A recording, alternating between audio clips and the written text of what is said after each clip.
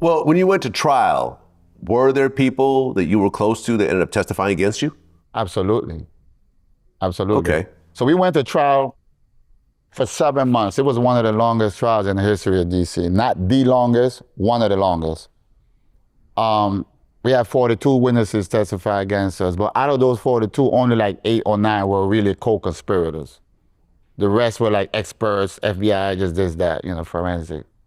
Yeah, I had some close people testify against me. Okay, so from a common sense point of view, you have all these people that you did crimes with that are testifying against you. Why not testify against them back? That's an easy response, but I grew up, in the era that I grew up with, in that lifestyle, it was a simple code. You never rat. Even if it's your enemy, even if you're on your dying bed, your enemy shot you and you dying on your bed, and the detective is at your bedside saying, bro, save yourself. Who did it? You can't. I don't know what they're doing today. I'm no longer in the game myself, but I do hear that telling now is like some common thing now, like just like putting on a t-shirt. But I came from a different school. So, and it wasn't so much about what the streets would have said. It wasn't so much about what the next man would have thought. It was really most of the fact that I couldn't look at myself in the mirror after doing that. Because I knew what I was doing. I mean, I was young. I might have not had the maturity and a 100% comprehension of how things was gonna play out with the law. But I knew what I was doing. And I knew what came with it. Well, now that you're older, right? Because at this point you are 61 years old.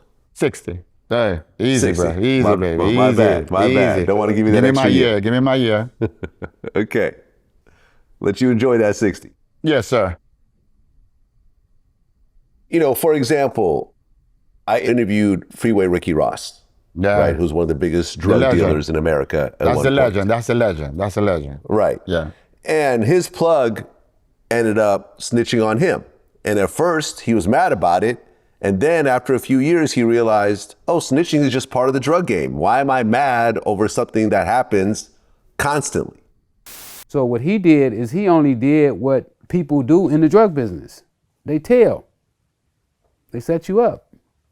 And for somebody to go into the drug business and not understand that, which I was in the drug business and didn't understand it,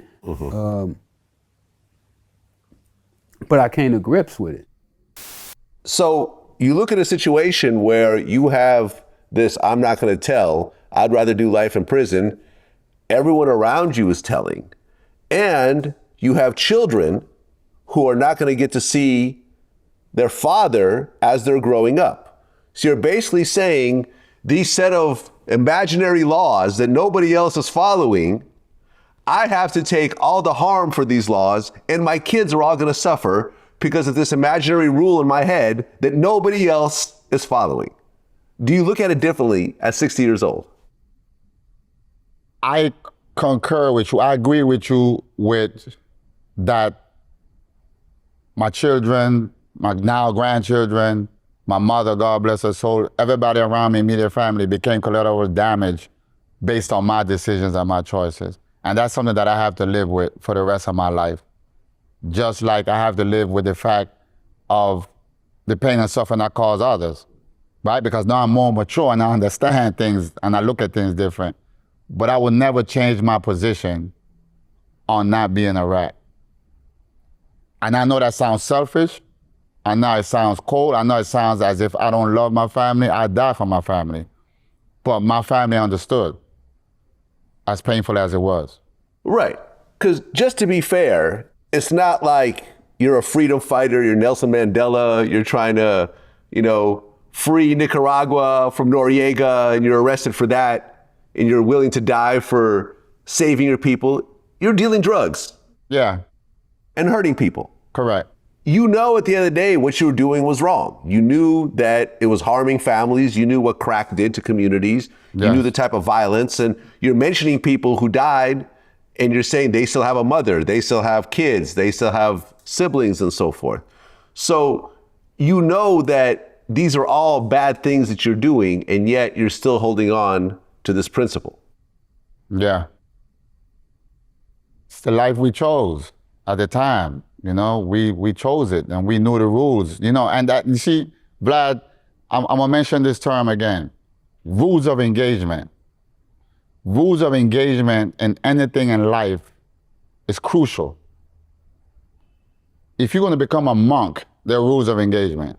You can't smoke, you can't this, you can't that. At the inception of everything, these rules are presented to you, and it's up to you to whether you want to accept these rules and abide by these rules or not. What's happening today is that people are getting involved in things without the proper rules of engagement, without really understanding the rules of engagement. And when the shit hit the fan, oh man, I got kids. Oh, my baby mom. Oh man, I can't. Nah, motherfucker. You knew what it was. You knew what it was in for. And I get where you're coming from, Brad, but that's just me. I'm old school, you know? Listen, I've interviewed so many people over the last 20 or so years, and there's always a good excuse to snitch. Yeah.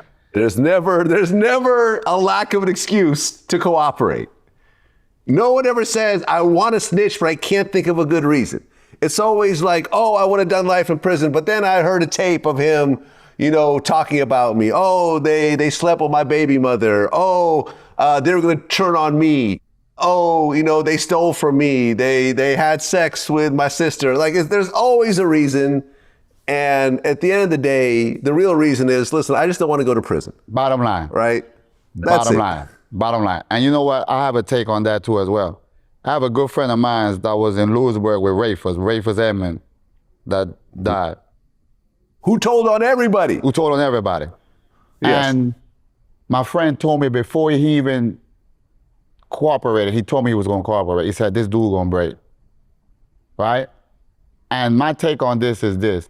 They have a million excuses as to why they do it, but it's already in them.